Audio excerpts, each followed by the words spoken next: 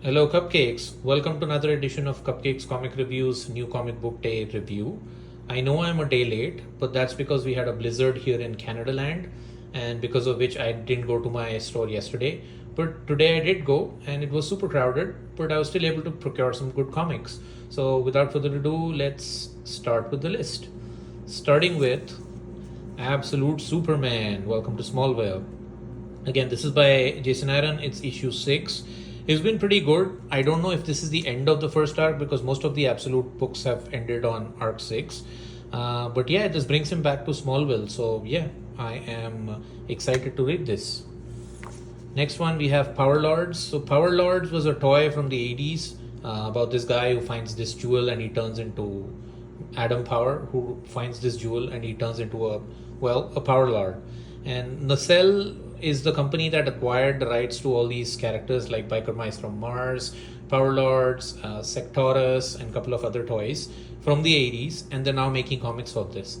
So again, for this particular book, it's very sci-fi type book. So there are all these creatures from from out of this world, and there's only one human in this. The rest of them, most of them are like non-humanoid creatures. They're all insectoids and stuff, and that's our main guy, that is Adam Power.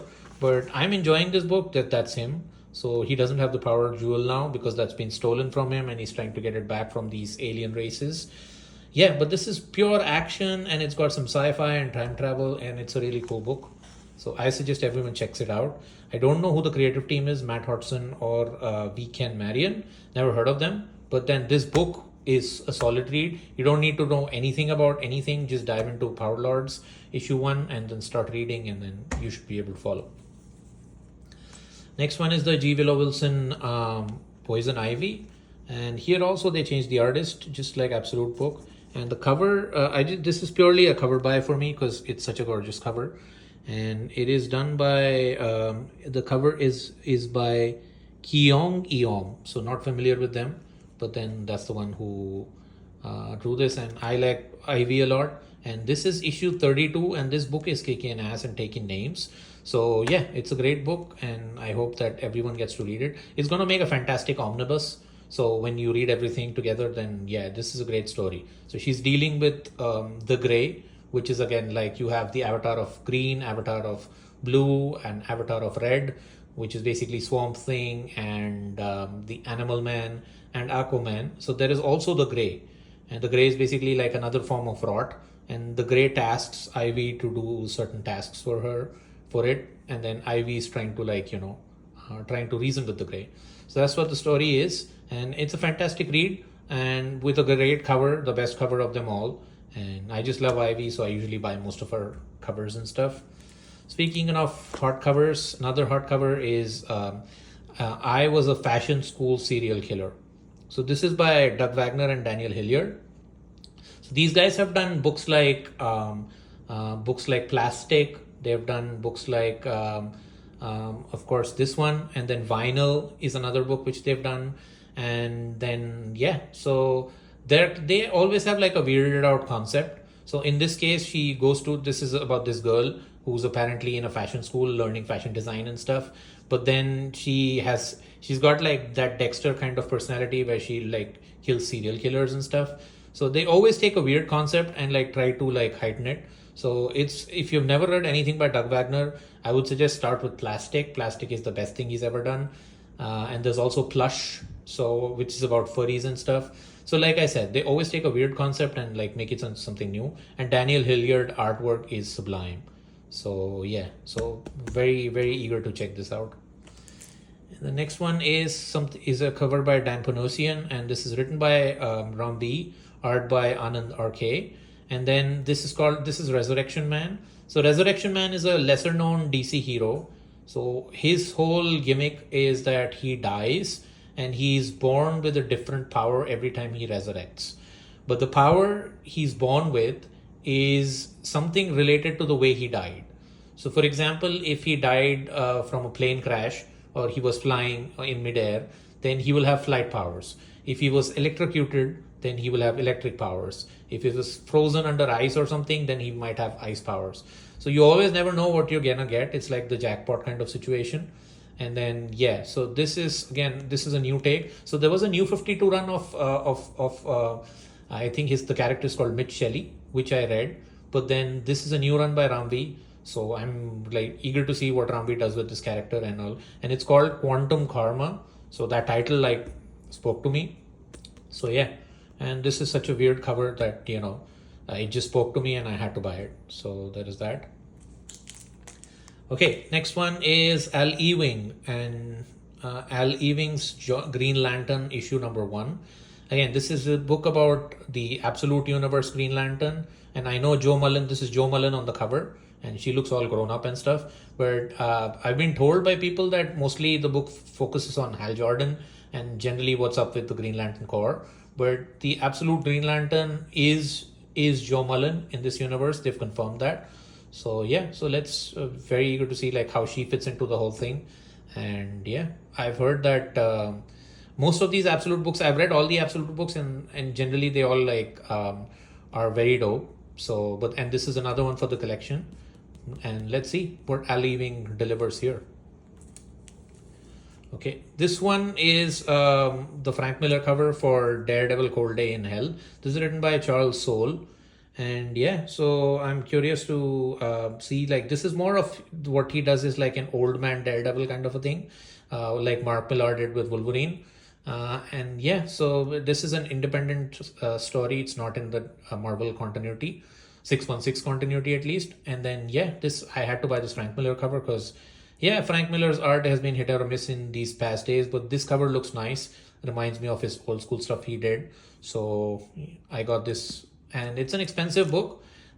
All these other books are like $3.99 or $4.99. This thing is like $6.99. Of course, it has some few extra pages, but then and it's only a 3-issue book, so they had to like put in those pages here. But yeah, it's still an expensive book. So, but I hope it delivers for a lot of people. This is like the pick of the week for this week. So yeah, we'll see. Okay. Other than this, I picked up a few quick trades because they were cheap. And yeah, they kind of like enticed me. So this is Witchblade by Ron Mars and Mike Choi. This is really old school stuff from the 90s and the 2000s. And yeah, this is Sarah Pizzini who finds this glove. And look at that art, man. The Mike Choi art like is so sublime. And then yeah, she's a cop and she finds this glove, and that turns her into like obviously the Witchblade.